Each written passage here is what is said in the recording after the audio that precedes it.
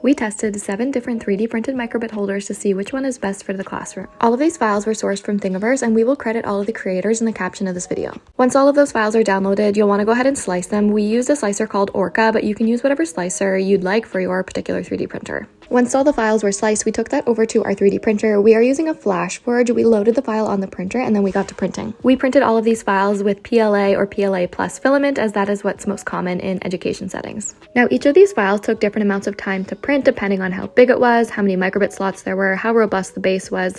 There are different pros and cons to each one. We've listed all of these pros and cons on the recent blog post that we just posted, and that's also where we will add the links to download each of these STL files for all of these prints.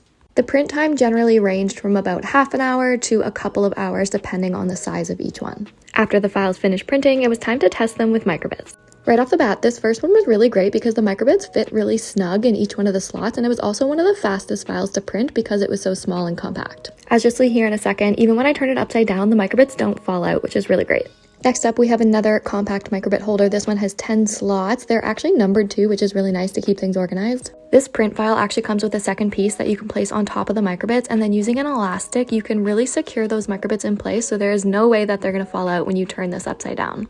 Spoiler alert, this is definitely one of the most secure microbit holders that we tested of all of these. This next one is actually a 20 slot microbit holder, so it means that you can hold even more microbits than any of the other previous ones. This one is relatively compact and it was pretty quick to print, however the microbits sit pretty loose in here, which means they can fall out pretty easily.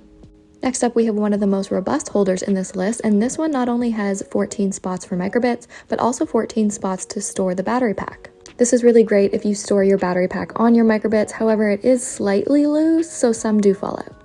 Next up, we have just a microbit battery pack holder, so this one actually has 21 slots to store that battery pack on its own. This is a nice way to store those battery packs if you don't use them all of the time. However, the cable management is maybe a little bit messy, but if these were put away in a container, I'm sure they'd be fine. This is the accompanying microbit holder that goes with that battery pack holder. This one has 20 spots for microbit, and we actually really liked this one because the slots are slightly angled, so it makes the microbits quite secure in the holder.